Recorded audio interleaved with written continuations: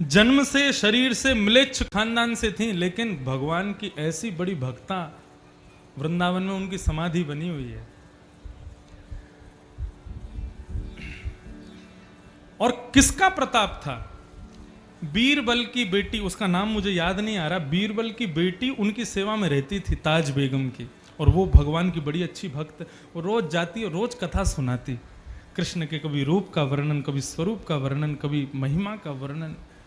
ऐसी हो गई ताज बेगम, रात में जब सोती है तो स्वप्न में भी कृष्ण दिखाई देते। कृष्ण के बारे में सुन सुन करके एक दिन वो चुपके से बीरबल की बेटी के साथ में श्रीनाथ जी के सेवक गोस्वामी श्री विट्ठलनाथ जी से मिलने के लिए जाती है। और जब विट्ठलनाथ जी के पास बैठती है तो उनसे कथा सुनकर के ताज बेगम के हृदय में बस इच्छा प्रकट होती है, अब सब तज हरि भज, सब छोड़ के मैं वृंदावन आ जाऊं। लेकिन मुझे स्वीकार कौन करेगा? मैं एक म्लेच्छ खानदान की कन्या, मुझे कौन स्वीकार करेगा?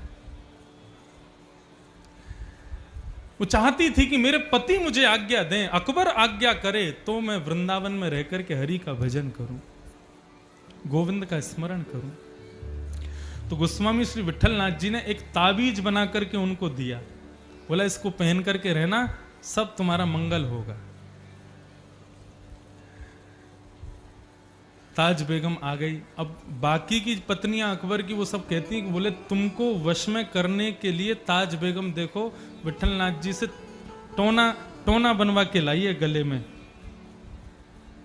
अकबर को बड़ी व्याकुलता हुई, उसने जाकर के कहा मुझको ताबीज खोल के दिखाओ उसके अंदर क्या है। बोले कि मैंने भी नहीं देखा, लेकिन आपका इतना संशय है तो आप खुद ही देख लो।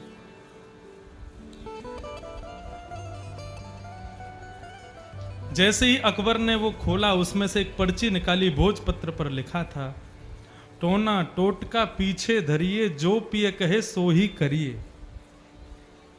टोना टोटका सब छोड़ो, जो तुम्हारा पति कहे सो ही करना। वो पढ़ करके महाराज अकबर इतना प्रसन्न हो गया, वाह ये तो गोस्वामी विट्ठलनाथ जी बड़े अच्छे हैं, मुझे इनका दर्शन करना है। विट्ठलनाथ जी से मिलने के लिए अकबर भी आया।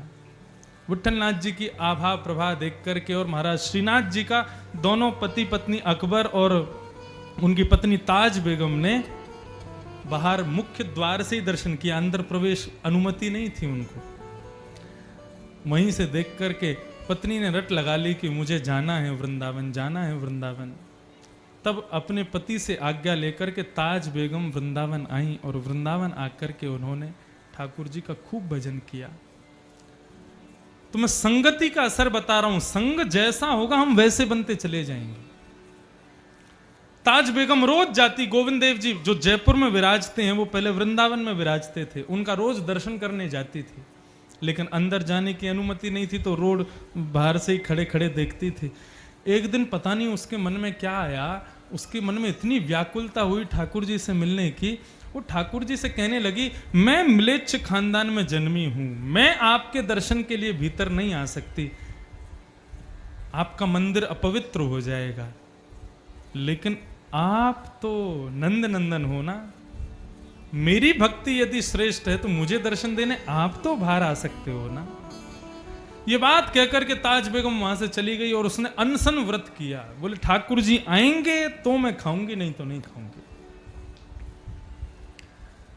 3 रात्रि हो गए, ताज बेगम ने कुछ नहीं खाया, ताज ने कुछ नहीं खाया। 3 रात्रि के बाद में तभी वो अनुभव करती है, चंदन की सुगंधी आ रही है, नूपुरों की ध्वनि की आवाज आ रही है, कहीं से तेज प्रकाश उसकी आंखों पे लग रहा है। जैसे ही नेत्र खोल करके देखती है तो त्रिभंग लली श्याम सुंदर ताज बेगम की कुटिया में खड़े हुए उसको दर्शन देने आए। और तभी ठाकुर जी अपनी वंशी रखते हैं और अपनी दोनों भुजाएं आगे करते हैं, एक में जल का प्याला और दूसरे में भोजन की थाली ताज बेगम को देते हैं। ताज बेगम अपनी आंखें मीटती है, जैसी पुनः देखती है तो ठाकुर जी अंतर ध्यान, केवल थाली और झारी रखी है। इतनी आनंद निमग्न हो गई, रात में उसने एक पद गाया। पद हमारे ब्रज में गाते हैं कई लोग, सुनो दिल जानी मेरे दिल की कहानी, तेरे हाथ हूँ बिकानी, तेरे हाथहु बिकानी, बदनाम भी सहूंगी, सुनो देव जानी मेरे दिल की कहानी। ऐसा बताते हैं कि ताज बेगम को अकबर के समस्त प्रजा के लोग, म्लेच्छ लोग सब उसको बदनाम करते थे। बोले हिंदू बन गई तूने सब बर्बाद कर दिया अपने कुल खानदान का। जहां कहीं से ताज बेगम निकलती कोई म्लेच्छ देख लेता तो ईंटा पत्थर फेंक करके मारता था।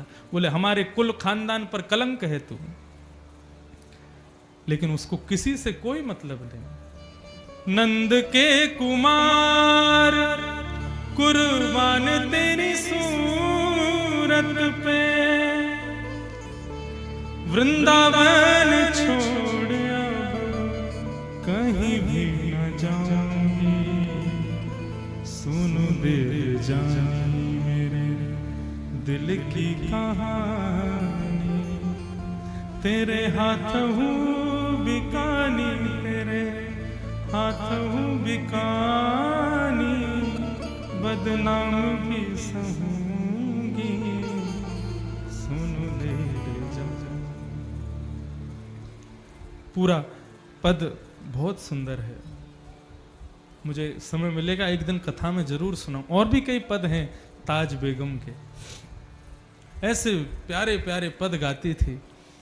धीरे धीरे हुआ क्या कि ताज बेगम की बड़ी प्रसिद्धि हो गई वृंदावन में। तो फिर अर्धरात्रि को वृंदावन छोड़ के ब्रज की सीमा पे महावन चली गई और बाकी का समय वहीं एकांत में रह करके कृष्ण स्मरण करते करते वहीं प्राण त्याग दिए। तो संग में इतनी ताकत है कि वो आपकी मनोवृत्ति को बदल सकता है। आप कैसे व्यक्ति के संग बैठते हो, कैसे के संग खाते हो, कहां जाते हो, क्या करते हो, बहुत असर पड़ता है आपके ऊपर उसका। इसलिए संग सुधारो। मैं अपनी कथा में कहा करता हूं, आजकल के बच्चों को सत्संग में इतनी रुचि नहीं है। मत आओ, बिल्कुल मत सुनो, बिल्कुल अपने कामों में व्यस्त रहो, पढ़ाई में व्यस्त रहो, लेकिन कुसंग मत करो। कुसंगता का त्याग ही सबसे बड़ा सत्संग है। आप एक कुशित व्यक्ति का संग छोड़ते हैं, वही सत्संग है। कुंती कह रही है आप सब जगह हो, लेकिन दिखोगे कब? जब संग शुद्ध होगा, जब किसी व्यक्ति का संग पवित्र होगा, तभी आपका दर्शन होगा।